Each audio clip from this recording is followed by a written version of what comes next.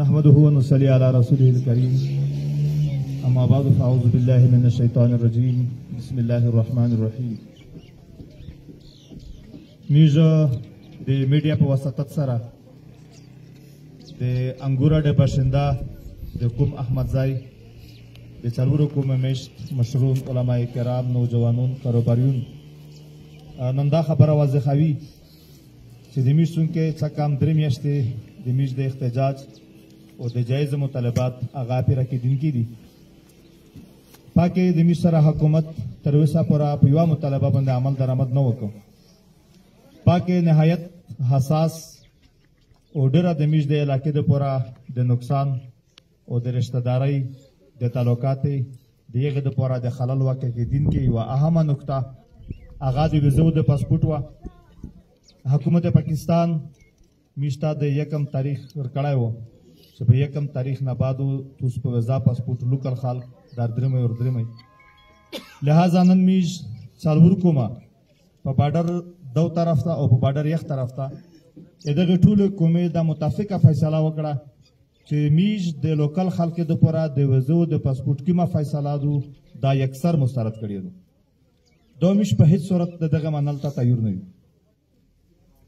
دومه خبره چې میشتون کې د آینده قومي الیکشن د بایکاټ اعلان کړی و هغه برقرار وي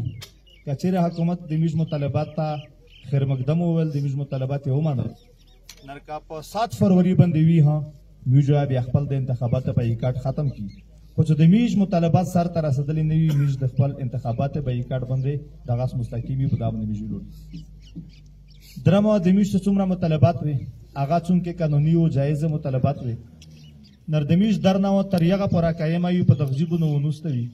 څو پوره چې د میش سره حکومت هغه جایز مطالبات چې دوی هم ماني چې جایز دي هغه دوی نه سره منلي تر هغه پوره میش دا کوم دغه په اتفاق باندې وي دا خو درې میاشتې تېرې شوې دي اگر که په دا کې درې کولي نه تېر شي نر میش د هغه پوره د دغه جینه چې دین کې نه وي تر څو پوره چې د میش هغه ورتلاف جایز مطالبات هغه سر ته رسېدلي نه وي. نن د دغې پر هجوم پریس کانفرنس په وساطت سره یو بیا میش خپل حکومت ته